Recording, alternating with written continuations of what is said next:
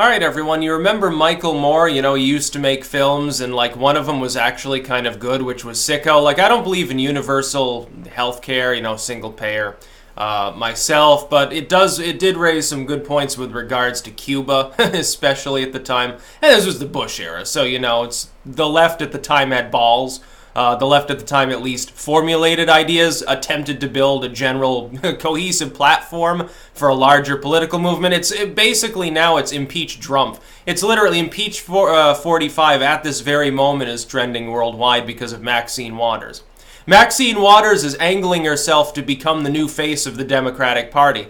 Probably a mistake for the Democratic Party, but, you know, we'll see what happens, I suppose. I'm going to do some poll analysis later, but now, because of Maxine Waters, literally this morning, I think some of those numbers may be subject to change. Michael Moore is saying, well, you know, Trump should not be able to appoint a SCOTUS nominee. You know, we're going to block it. I'm going to lead 1 million people to D.C. to surround the Capitol to try to keep this from happening. First and foremost, it wouldn't work. The Republicans control the Senate. In the case, by the way, where there is a tie, if you do manage to get one Republican to flip, Mike Pence ends up giving the deciding vote.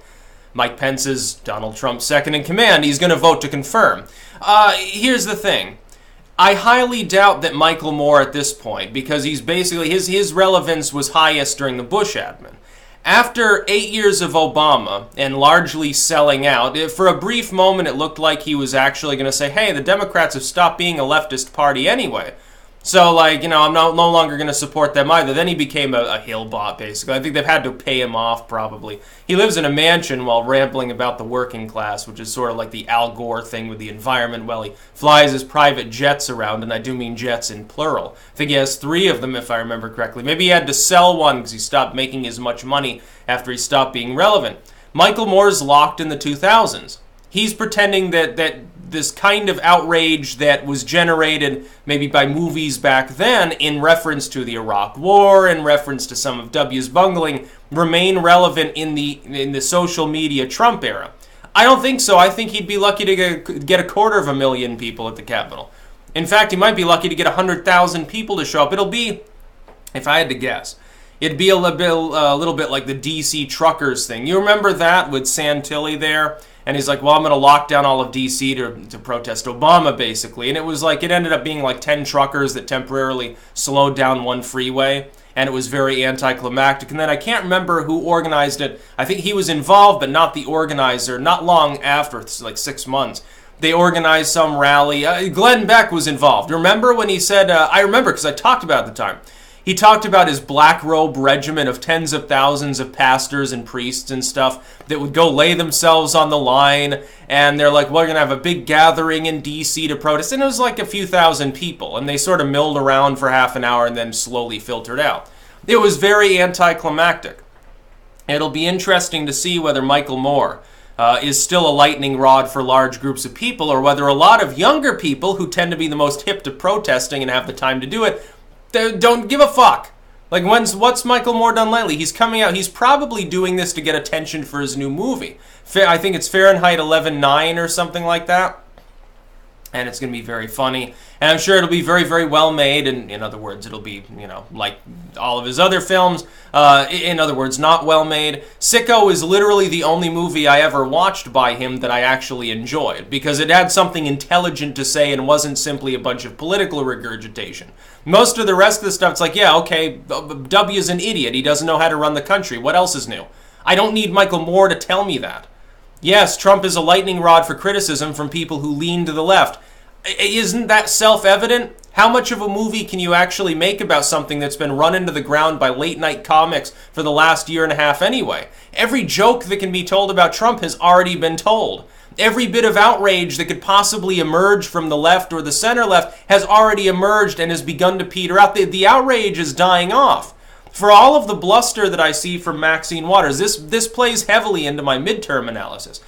I see that the Trump core fan base that's energized versus the left, the far left, I mean, that's energized. The far left is far smaller. The Trump fan base is more than half of the Republican partisans and a significant number of independents with them. The far left core fan base, the progressives, are the minor partner within the Democratic Party plus some Greens. That's what they, and some Bernie bros that refuse to vote DNC, essentially. That's all it is. It might be 10% of the U.S. population at most. Meanwhile, a good quarter at the very least forms Trump's hardened fan base. There's a reason why his approval never falls below like 35% in any metric. It doesn't matter what you ask people about. It could be a policy that he provably is lackluster on. 35% of the population still likes the job that he's doing. You know, on diplomacy, prior to Korea, it never fell below that general period. And it was funny to see. It would still hover around, 35, 40%. Approval for the Democrats, meanwhile, who have set themselves up as our entire platform is we're not Trump, basically, and Maxine Waters is certainly helping that. Their approval's like barely in the teens or in the early low 20s. That's essentially the group of people Michael Moore can draw from. Yes, they tend to be younger, the further left, I mean. He's no friend at this point to the neoliberals. I think he feels mainly that they sold out and that they're dumb, which he's not wrong when he says this.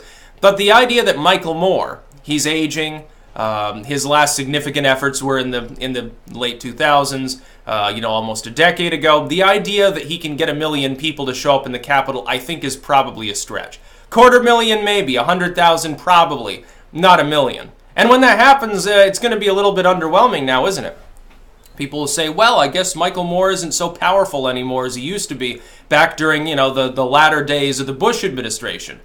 Michael Moore should probably also look at it and stop looking at the situation through his own bias and realize that Trump is considerably better than W. He's not far right. He's not a bigot or a woman hater or any of these other platitudes. And Michael Moore primarily, it appears, is swinging his own movies. It's basically branding. Look, they're going to give him interviews because he's got a new movie coming out. He's taking a leaf out of Trump's strategy and saying off-the-wall things. Oh, yeah, it's going to be the biggest political rally ever. We're going to impeach him. We're going to block his SCOTUS. You can't block his Supreme Court nominee.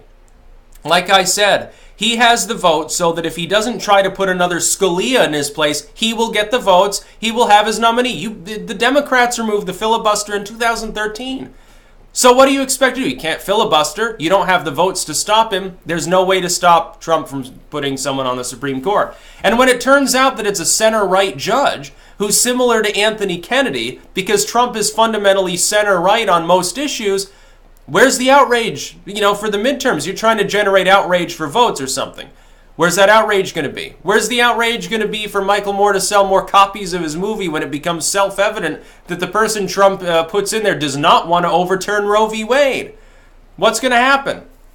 Now, his justice will probably be someone who said tacitly supports a woman's right to choose and gay marriage and things like that, doesn't want a drug war, but otherwise maybe is like, further right on guns or something. That's, by the way, what we need. We need absolutely the litmus test on the right should be very pro-gun. And I mean more pro-gun than the neocons, because the neocons are just like, well, gun control's fine, we just don't want more of it. Well, it's not really a conservative view. It's certainly not a libertarian view. That's about all. Peace out.